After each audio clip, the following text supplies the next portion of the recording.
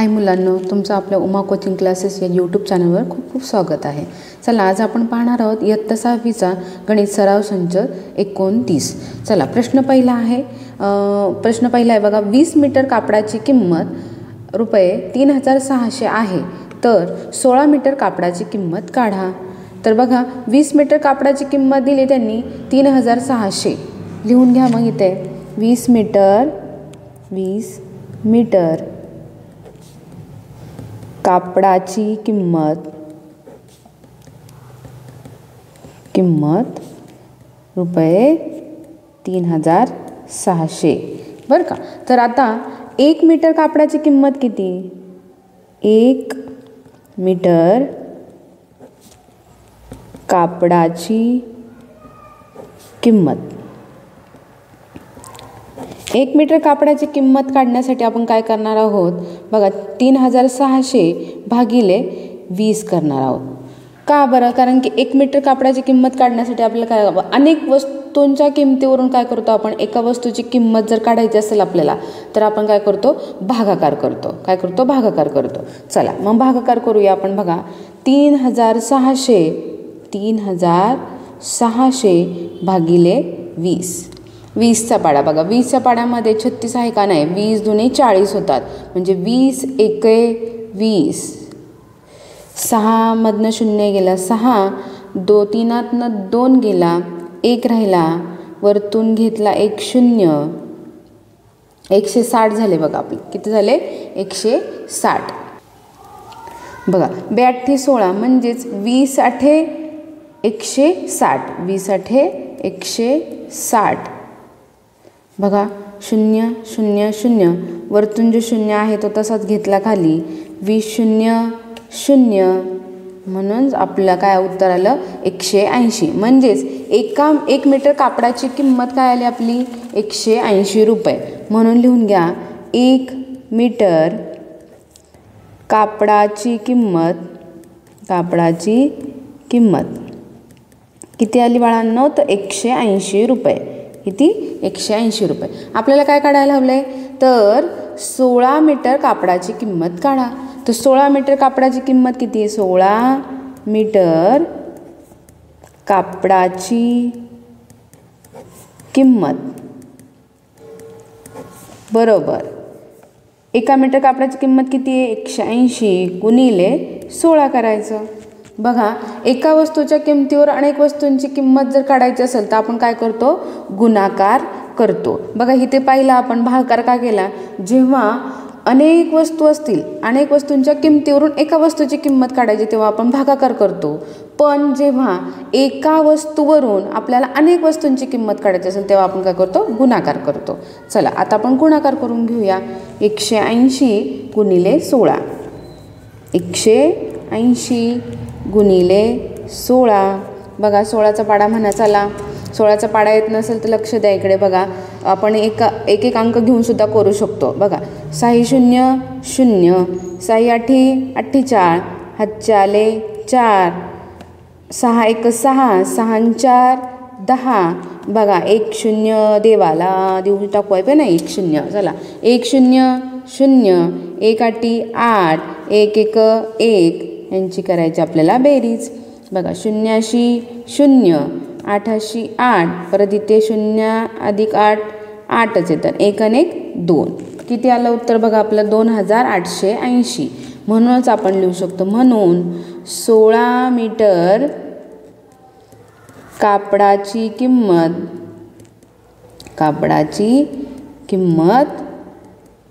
किती आहे, 2880 रुपये आहे। ठीक आहे, चला समजलं का? चला आपण त्याच्यातलं दुसरं गणित बघूया। हे समजलं असेल तर व्यवस्थित लिहून घ्या, म्हणजे तुम्हाला कळेल भागाकार गुणाकार का केलेला आहे तो। ठीक आहे, चला दुसऱ्या प्रश्नाकडे जाऊया। प्रश्न दुसरा आहे बघा, 10 किलोग्राम तांदळाची किंमत 325 रुपये आहे, तर 8 किलोग्राम तांदळाची किंमत काढा। बघा, आपण वरती जसं केलं तसंच काढणार आहे। बघ, 10 किलो तांदळाची किंमत दिली त्यांनी बरोबर, तर आपल्याला काय काढावं लागेल, 1 किलो तांदळाची किंमत काढावं लागेल, आणि मग 1 किलो तांदळाची किंमत भेटल्यावर त्याला गुणिले करायला लागेल 8। ठीक आहे. बघा 10 किलोग्राम जे दिले ते लिहून घ्या. 10 किलोग्राम तांदळाची किंमत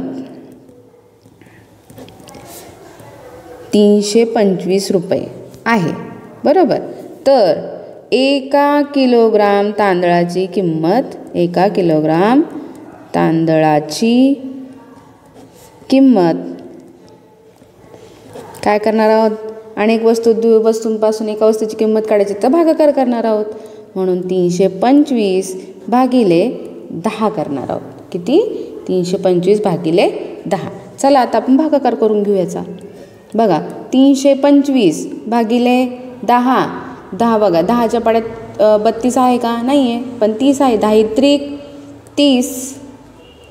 पाडेपाठ पाहिजेत बघा. पाडेपाठ असले की काही अडचण येत नाही. बघा 2तनं 0 गेला 2, 3तनं 3 गेले 0, वरतून घेतला 5. 10 दुने 20. काय आलं? 20. 25मधनं 20 गेले तर 5 उरतात. 5 राहिला. बघा 5 घालवण्यासाठी काय करतो? आता एक दशांश चिन्ह देतो आणि इथे एक 0 देतो. 10 5 50. 10 5 50. उत्तर आपलं 0 0. बघा इथे बाकी आली 0 आणि आपला भागाकार आला 32.5. म्हणजेच 1 किलोग्राम तांदळाची किंमत आली 32.5 किलोग्राम. 32.5 रुपये. 32.5 रुपये ही 1 किलोग्राम तांदळाची किंमत आहे. तर आपल्याला किती काढायची? 8 किलोग्राम तांदळाची किंमत. म्हणून लिहा 8 किलोग्राम तांदळाची किंमत. मग असे सांगितलं मी, एकावरून काय करतो? अनेक आपण याची वस्तूंच्या किमती काढू शकतो, बरोबर की नाही?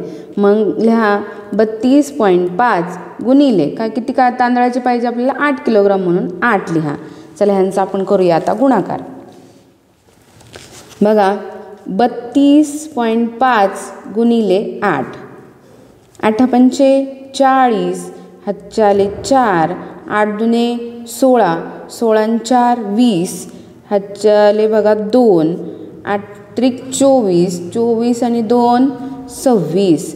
आणि दशांश चिन्ह किती घरानंतर नाही? तर 1 घरानंतर दशांश चिन्ह, म्हणून 1 घरानंतर दशांश चिन्ह दिलं. म्हणजेच आपलं उत्तर येते 8 किलोग्राम तांदळाची किंमत 260 रुपये आहे. कळलं का आता? कसं काढलं? दशांश चिन्ह कसं काय घालवलं? कळलं ना? 260 रुपये आहे. बघा भागाकार करताना पण व्यवस्थित करा म्हणजे तो तुम्हाला कळेल. चला आता आपण तिसऱ्या गणिताकडे जाऊया. कोणाला स्क्रीनशॉट काढायचं असतं काढून घेऊ शकता. ठीक आहे, चला पुढे जाऊया. तिसरा प्रश्न आहे बघा, 14 खुर्च्यांची किंमत 5,992 रुपये आहे. तर 12 खुर्च्यांसाठी किती रुपये द्यावे लागतील?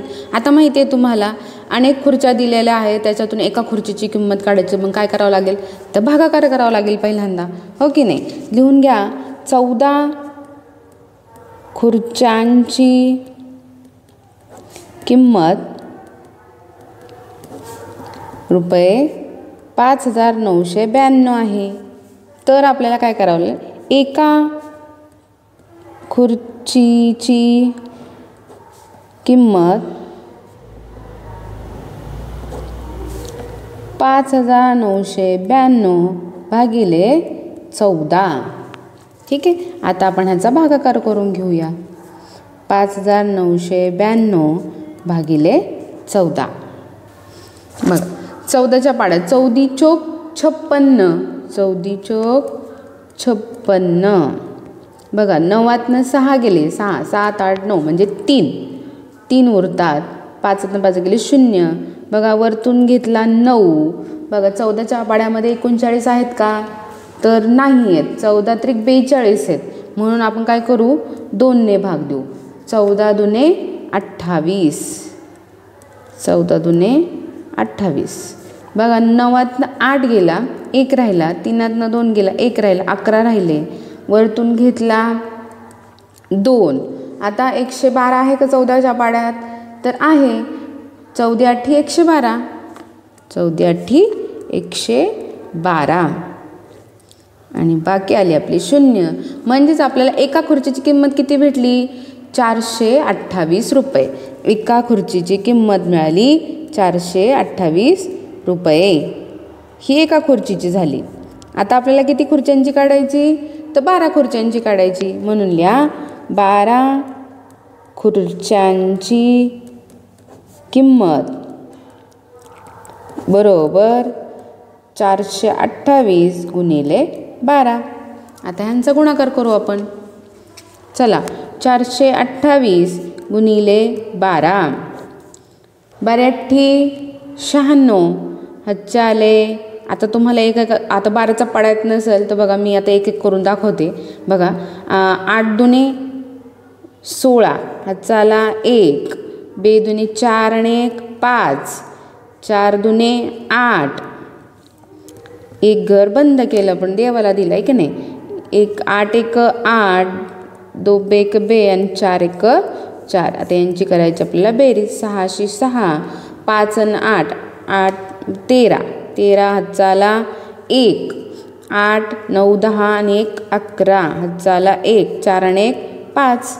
म्हणजेच आपल्या खुर्च्यांची किंमत भेटते. बघा 12 खुर्च्यांची किंमत भेटते आपल्याला.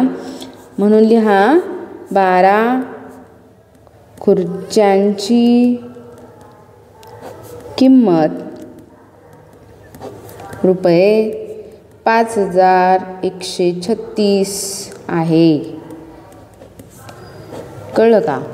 चला गुणाकार भागाकार व्यवस्थित करा म्हणजे तुम्हाला काहीच अडचण येणार नाही आहे. चला आता आपण चौथ्या प्रश्नाकडे जाऊया. बघा प्रश्न चौथा आहे. बघा 30 डब्यांचे वजन 6 किलोग्राम आहे तर 1080 डब्यांचे वजन किती किलोग्राम होईल? आता तुम्हाला डबे दिले 30 आणि त्यांचं वजन आहे 6 किलोग्राम. आता 6 किलोग्राम 1 किलोग्राम म्हणजेच किती? 1 किलोग्राम म्हणजेच होतात 1000 ग्राम. हो की नाही? म्हणजे 6 किलोग्राम म्हणजे किती? 6 किलोग्राम म्हणजेच आपले होतात 6000 ग्राम. हो की नाही? म्हणजेच आता आपल्याला दिलं इथे 30 डब्यांचे वजन 6000 ग्रॅम आहे तर आपल्याला काय काढावं? एका डब्याचं वजन काढावं लागेल. बघा 30 डब्यांचे वजन 6000 ग्रॅम आहे. एका डब्याचे वजन करण्यासाठी काय करतो आपण? ह्यात त्यांचा काय करतो आपण? भागाकार करतो. ठीक आहे. तर बघा 30 बघा 6000 लिहिले आपण. 6000 भागिले 30 लिहिले. बघा अंशाचा 1 0 आणि छेदाला 1 0 गेला. अंशाचा 0 अंशाला कधी घालायचा नाही. बघा अंशाचा आणि छेदाचाच आपल्याला काय करतो? कट करावा लागतो. 1 असेल तर इथे 1 असेल तर. ठीक आहे. उरले बघा 600 भागिले 3. 3 1 3. बघा आपण जर भाग दिला असं नको द्यायला आपण. आता आपण भागाकारपणे प्रॉपर भाग देऊया. बघा 3 दुणे 6 0 आणि हे 2 0 आहेत तर तसेच वरती आपण लिहिले. तर बघा किती भाग येतात? 2 म्हणजे 200 ग्रॅम एका डब्याचं वजन झालं. 200 ग्रॅम एका डब्याचे वजन. ठीक आहे. नाही तर मुलं काय करतात? भागिले 30 भागिले 6 करतील. तसं नाही करायचं. ठीक आहे. म्हणजे एका डब्याचं वजन किती आलं? तर 200 ग्रॅम आलं. तर आपल्याला किती डब्यांचं विचारले? 1080 डब्यांचं वजन विचारले. म्हणून लिहा 1080 डब्यांचे वजन बरोबर 200 गुणिले 1080. आता आपण ह्यांचा गुणाकार करूया. ठीक आहे. 1080 गुणिले 200. ठीक आहे. बघा 0 0 0 0 8 0 0 0 0 0 1 0. बघा एक घर बंद केलं कारण की एक घर झालं आपलं. दुसरं घर चालू आहे. 0 0 परत 0 0 आणि 0. परत 2 घरं बंद करायची कारण की 2 तुमचे स्थान झालेले आहेत. तिसऱ्या स्थानात घ्यायचं आहेत आपल्याला. 2 0 0 2 8 16 हातच्या आला 1. 2 0 0 हातचा 1 म्हणजे 1 2 1 2. ह्यांची आता करायची आपल्याला बेरीज 0 0 0 0 0 0 0 0 आणि 6 म्हणजे 6 0 आणि 1 2 2 म्हणजेच तुम्हाला बघा 1080 डब्याचं वजन भेटतं आपल्याला 216 किलोग्राम. 1080 डब्यांचे वजन 2600 किलोग्राम 600 किलोग्राम आहे असं लिहू शकतो आपण. ठीक आहे, समजलं. चला आता आपण 5व्या प्रश्नाकडे जाऊया. बघा गुणाकार भागाकार व्यवस्थित करा, घाबरू नका इथे, कारण किलोग्राम होता, आपण तिथं काय केलं ग्रॅममध्ये त्याला बदलून घेतलं. ठीक आहे, चला आता पुढे करूया. बघा 5वा प्रश्न बघा. समान वेगाने एक कार 165 किलोमीटर अंतर 3 तासात कापते. त्याच वेगाने बघा पहिला प्रश्न दिला अ म्हणून दिला इथे बघा. त्याच वेगाने 330 किलोमीटर अंतर जाण्यास कारला किती तास लागतील. आणि दुसरा प्रश्न दिलाय बघा 8 तासात कार किती अंतर कापेल. बघा समान वेगाने एक कार 165 किलोमीटर अंतर 3 तासात कापते. तर समान वेगाने वेग काय आपल्याला माहिती आहे का, तर नाही माहिती आहे. बघा वेग काढण्यासाठी एक सूत्र आहे बघा, वेग बरोबर अंतर छेद वेळ. काय म्हणायचं, वेग बरोबर अंतर छेद वेळ. ठीक आहे, आता बघा वेग माहिती आहे का आपल्याला, नाही वेग माहीत नाही आहे. अंतर किती आहे बघा, अंतर 165 किलोमीटर अंतर आहे. किती, 165 किलोमीटर. वेळ किती आहे, त्याला तास किती लागले, तास म्हणजेच वेळ, तेवढाच वेळ लागला. किती, 3 तास लागलेले, बरोबर 3 तास लागले. ह्यांचं भागाकार करा. भागाकार केलं तर बघा आपल्याला उत्तर येतं बघा. इथे भागाकार करून घेऊ आपण. या 165 3 5 15 बघा 16तनं 15 गेला, 1 उरला, वरतून घेतला 5, 3 5 15. म्हणजेच आपल्याला वेग आला, वेग मिळाला आपल्याला 55. वेग काय मिळाला आपल्याला, तो 55. आता आपण पहिला प्रश्न सोडून घेऊया अ वाला, हो की नाही. अ टाकून घेऊया. बघा अ प्रश्न काय आहे, 330 किलोमीटर अंतर जाण्यास कारला किती तास लागतील. बघा 330 किलोमीटर अंतर त्याला जायचंय, कोणत्या वेगाने, ते ह्या वेगाने. तर त्याला जाण्यास त्या कारला किती तास लागतील.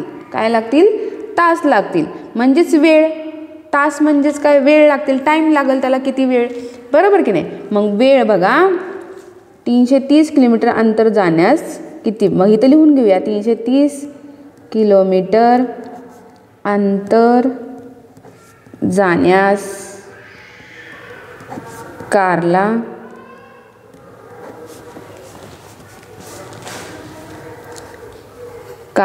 बरोबर, कारला किती वेळ, बरोबर, कारला किती तास लागतील. हा प्रश्न टाकून घेतला आपण. ठीक आहे, बघा किती तास लागतील. आता तास लागतील म्हणजेच आपल्याला काय करावं लागणार आहे, त्याचा वेळ काढावा लागणार आहे. म्हणजेच वेळेचं सूत्र आहे बघा, वेळ बरोबर अंतर छेद वेग, बरोबर.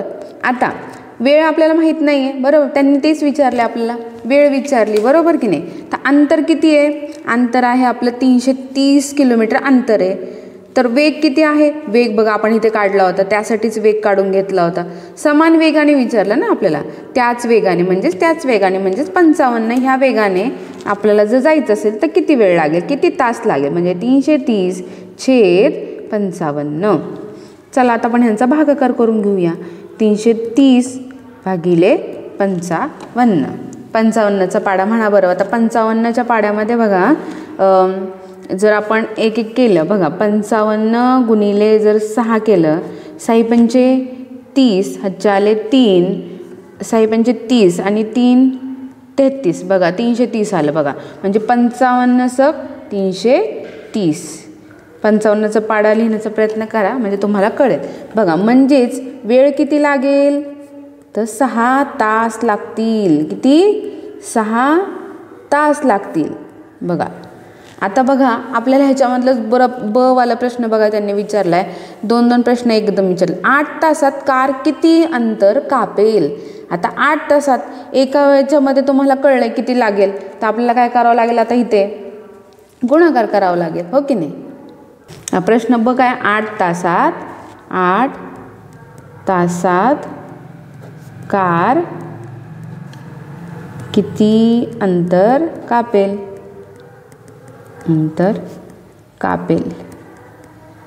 बरोबर, हा प्रश्न होता आपला, आहे की नाही. चला आता आपण ह्याचं उत्तर लिहूया. बघा, अंतर काढण्यासाठी आपल्याला सूत्र आहे, अंतर बरोबर वेग गुणिले वेळ. अंतर काढायचं आपल्याला, तर त्यासाठी हे सूत्र वापरू. वेग किती आपला 55, आपण अगोदरच काढलेला आहे 55. वेळ किती विचारला त्यांनी, 8 तासाचा वेळ आहे, म्हणून गुणिले 8. तर ह्यांचा करूया गुणाकार, 55 गुणिले 8. 8 पंचे 40, हातच्या आले 4, 8 पंचे 40 आणि 4 44. म्हणजेच आपल्याला किती लागेल अंतर, 44 किलोमीटर अंतर आपण काय करू, 8 तासात कापू. 44 किलोमीटर अंतर 8 तासात आपण कापू. ठीक आहे, समजलं.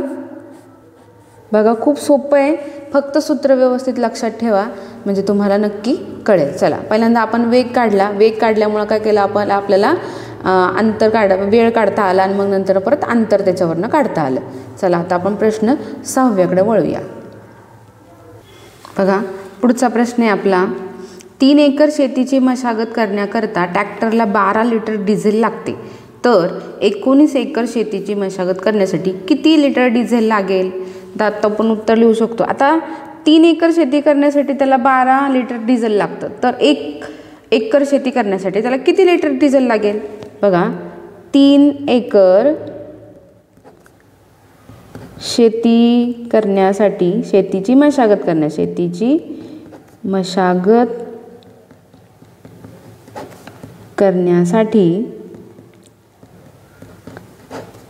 12 लिटर डिझेल लागते. बरोबर, डिझेल लागते. बरोबर, तर 1 एकर शेतीची मशागतसाठी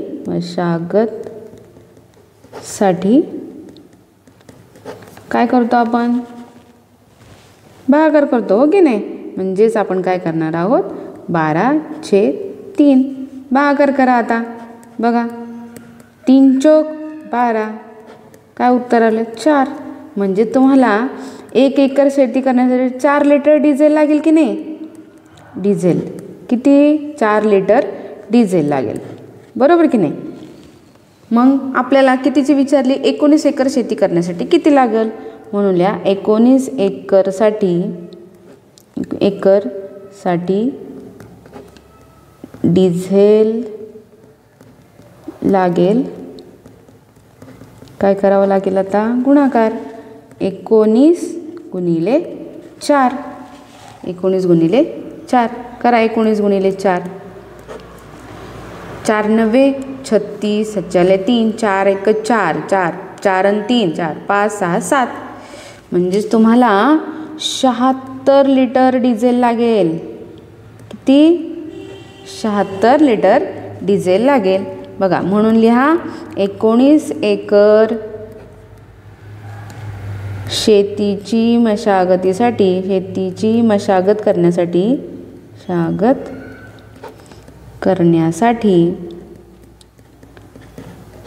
76 लिटर डिझेल लागेल. 76 लिटर डिझेल लागेल.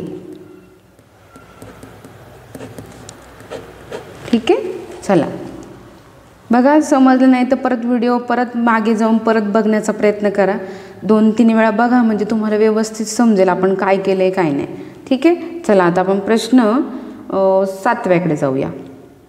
बघा, 7वा प्रश्न आहे, एका साखर कारखान्यामध्ये 48 टन ऊसापासून 5376 किलोग्राम साखर मिळते.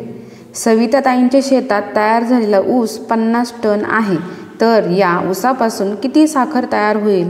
तर आपल्याला बघा 48 टनापासून आपल्याला 5376 किलोग्राम साखर मिळते.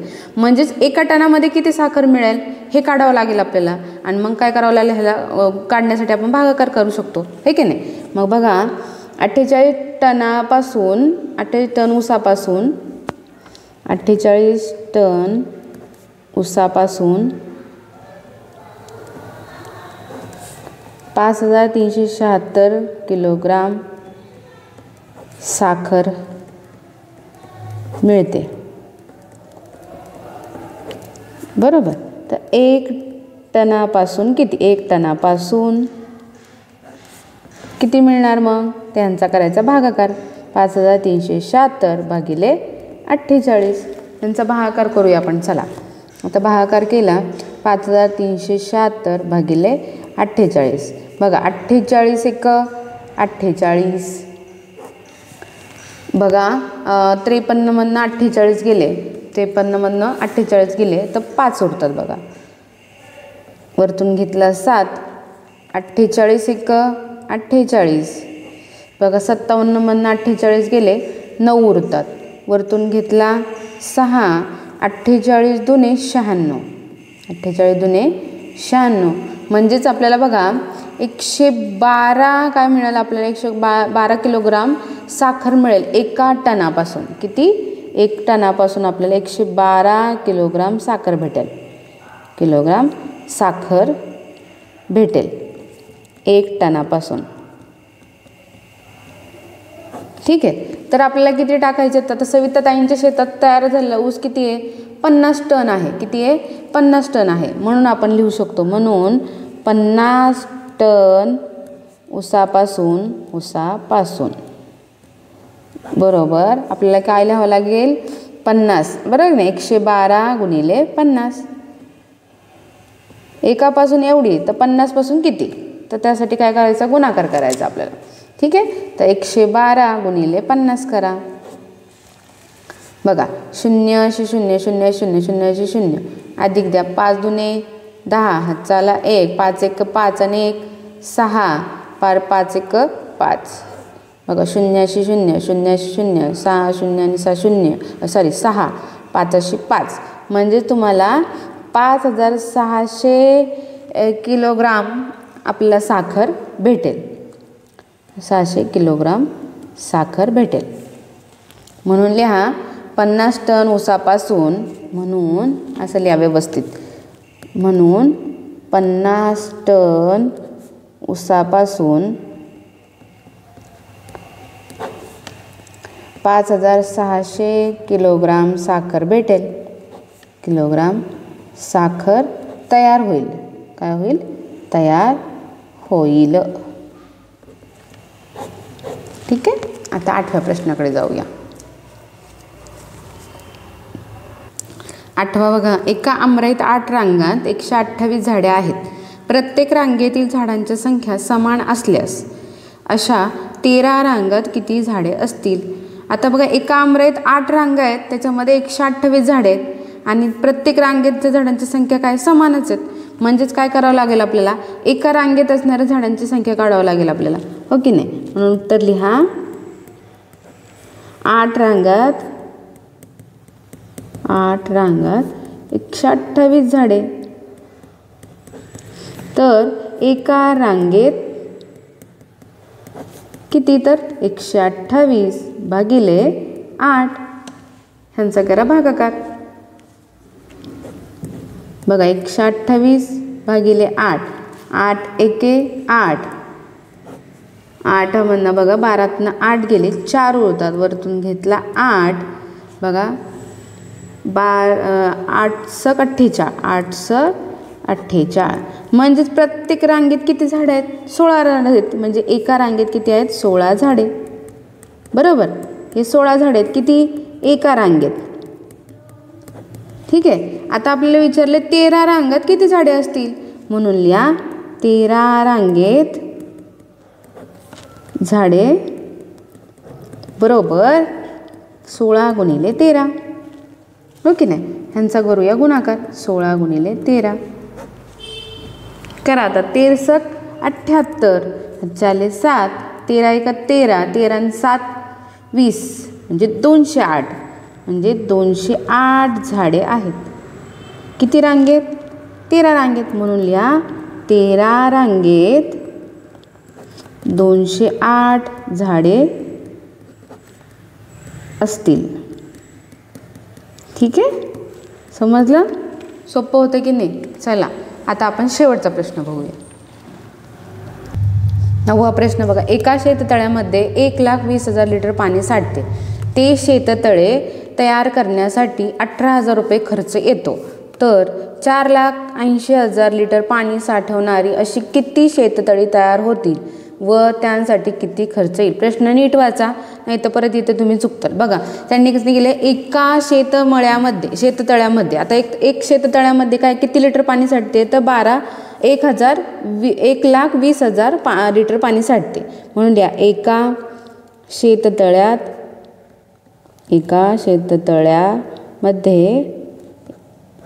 1,20,000 लिटर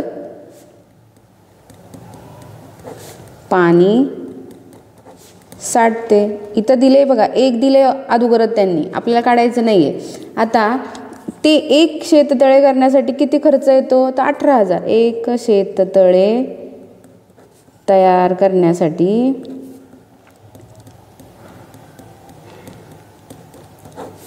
18,000 रुपये खर्च येतो. खर्च व्यवस्थित लिहून घ्या म्हणजे तुम्हाला कळेल लगेच. ठीक आहे, तर बघा आता काय विचारले, तर 4,80,000 लिटर पाणी साठवण्यासाठी अशी किती शेततळी तयार होतील? किती शेततळी विचारले म्हणजेच आपल्याला काय करावं लागेल? भागाकार करावा लागेल. इथं कशाचा?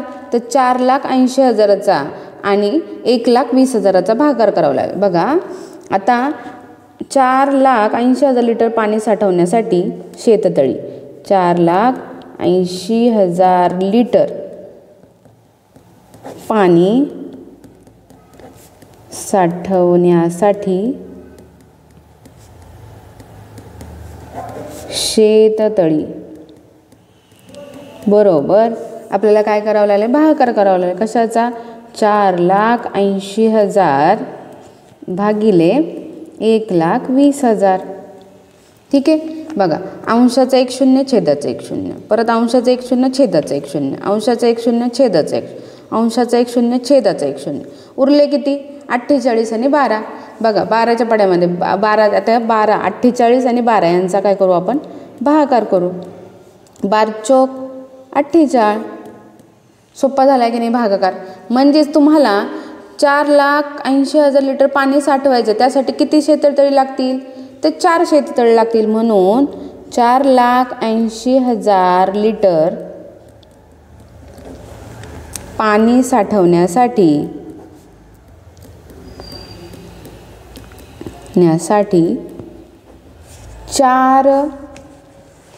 4 शेततळी तयार होतील. 4 शेततळी तयार होतील. हा झाला प्रश्न पहिला आपला. होतील बरोबर की नाही? 4 शेततळी व त्यासाठी किती खर्च येईल? आता ह्या 4 शेततळी तयार करण्यासाठी आपल्याला किती खर्च येईल? बघा एक शेततळी करण्यासाठी 18,000 रुपये खर्च आला होता आपल्याला, हो की नाही? तर 4 शेततळी तयार करण्यासाठी आपल्याला काय करावं लागेल? गुणाकार करावा लागेल. म्हणून लिहा 4 शेततळी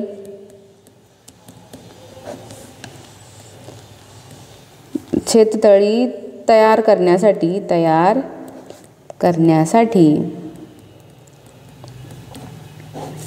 बरोबर किती? 18,000 आपल्याला आणि गुणिले 4 करावं लागेल, हो की नाही? चला मग 18,000 गुणिले 4 करा. 4 0 0, 4 0 0, 4 0 0, 4 8 32, झाले 3, 4 1 4, 4 आणि 3 4, 5 6 7, 7. किती रुपये खर्च येईल? 72,000 रुपये खर्च येईल तुम्हाला, आहे की नाही? म्हणूनच लिहा 4 शेततळी तयार करण्यासाठी 72,000 रुपये